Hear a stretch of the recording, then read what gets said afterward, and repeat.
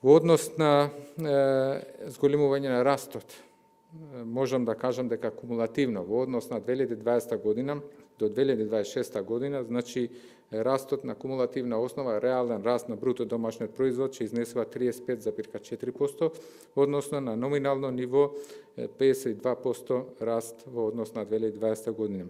Тоа ќе се базира, ако гледаме на расходна страна, во главно преку зајакнување на инвестициите, односно раст на инвестициите кумулативно на 26 во однос на 20 за 4,8%, потрошувачката за 26,3% и извозот на стоки и услуги за 68,5%.